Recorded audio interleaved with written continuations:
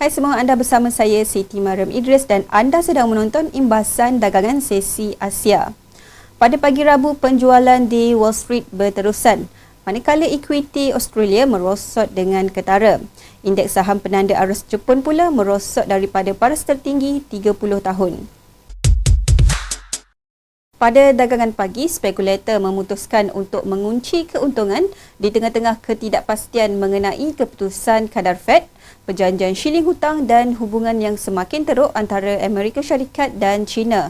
Para pedagang memilih untuk duduk di luar pasaran. Lebih banyak petunjuk tentang rancangan masa hadapan Fed untuk dasar monetary boleh didapati daripada penerbitan minit mesyuarat Mei pada hari ini. Bagaimanapun, peserta pasaran kini lebih tertumpu kepada rundingan antara pentadbiran Biden dan pihak Republikan. Rundingan semasa kelihatan lebih seperti latihan pilihan raya presiden. Nampaknya tiada pihak yang mahu membuat konsesi. Walaupun berlainan kem, rundingan tidak menghalang kedua-dua pihak daripada membuat komen optimis mengenai pihak masing-masing. Ia menerusi komen Biden, "Kami tegaskan sekali lagi bahawa default tidak akan berlaku dan satu-satunya cara untuk bergerak ke hadapan adalah hasrat yang baik ke arah perjanjian duipartisan. Shilling hutang adalah had yang dikenakan oleh Kongres ke atas jumlah yang boleh dipinjam oleh kerajaan. Inilah sebabnya adalah agak berisiko untuk memanjangkan perbincangan sehingga tarikh berakhir."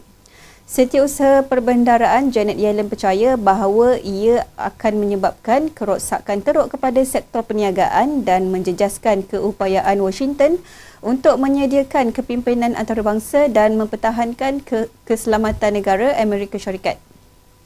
Tarikh terakhir adalah pada 1 Jun. Dalam masa seminggu sahaja lagi, Perbendaharaan AS tidak dapat membayar semua bilnya. Walau bagaimanapun, pelabur meragui senario ini benar-benar akan berlaku. Hasil nota Perbendaharaan AS masih meningkat tetapi pada kadar yang sederhana. Dolar AS meningkat di tengah-tengah peningkatan hasil perbendaharaan. Ia juga meningkat berikutan komen hawkish penggubal dasar Fed dan keluaran data kukuh yang tidak dijangka pada indeks PMI dan jualan rumah baharu. Laporan ekonomi baru menandakan kemungkinan pengetatan monetary selanjutnya. Pada waktu pagi, dolar AS meningkat kepada 103.5 berbanding pesaing utamanya. Walau bagaimanapun, kemudiannya ia agak tidak menentu. Harga bergerak dalam julat sempit di antara 103.3 sehingga 103.5. Walau bagaimanapun, ia mengekalkan kecenderungan kenaikan harga. Biasanya, permintaan terhadap dolar sebagai aset selamat meningkat di tengah-tengah ketidaktentuan pasaran. Jika AS menjadi punca kekacauan pasaran, ia mungkin memberi kesan negatif kepada dolar AS serta korelasi antara pasaran. Sementara itu, Yen mengambil kesempatan daripada prospek suram untuk dolar AS. Dalam sesi Asia, Yen membuat beberapa percubaan untuk mara berbanding dolar AS dalam julat harga di antara 138.2 sehingga 138.7. Walau bagaimanapun, sentimen pasaran boleh berubah dengan cepat. Sebagai contoh, pagi ini pound sterling menunjukkan keseimbangan di antara yen dan dolar AS. Selepas penerbitan laporan mengenai inflasi tinggi yang tidak dijangka di UK, pound sterling membuat lonjakan.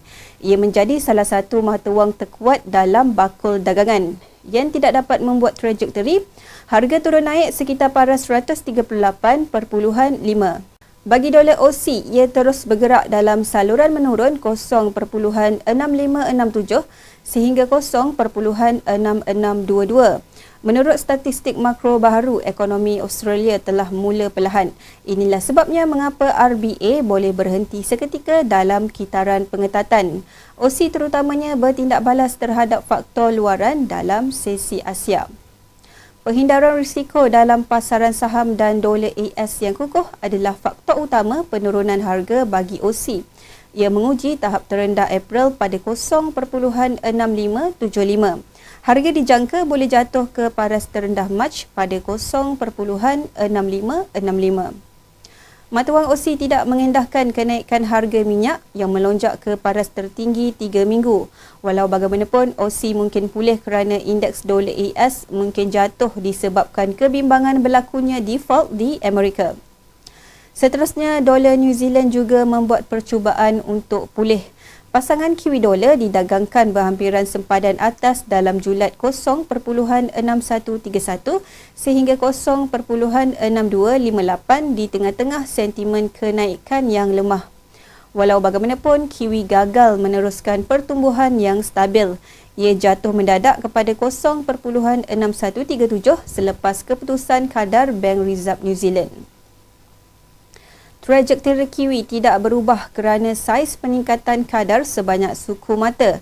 Ia selaras dengan jangkaan. Pihak pengawas selia sebelum ini telah menaikkan kadar faedah sebanyak 12 kali, membawanya ke paras tertinggi sejak Disember 2008. Berdasarkan komen-komen pihak pengawas selia, Bank Pusat memutuskan untuk berhenti seketika menaikkan kadar. Kadar tunai rasmi telah pun mencapai tahap tertinggi. Ia akan ditangguhkan pada tahap semasa pada tahun 2023. Pihak pengawas selia seterusnya dilihat boleh mengurangkan kadar pada suku ketiga tahun 2024. Hampir 72% pelabur menjangkakan Fed akan mengekalkan kadar utama tidak berubah pada mesyuarat bulan Jun. Walau bagaimanapun, rundingan mengenai shilling hutang akan membayangi jangkaan keputusan kadar yang akan dibuat oleh Fed.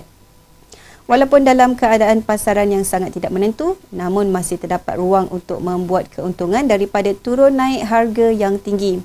Dapatkan berita pasaran terkini di hujung jari, tekan butang langgan dan tonton ulasan video kami yang seterusnya. Terima kasih dan jumpa lagi.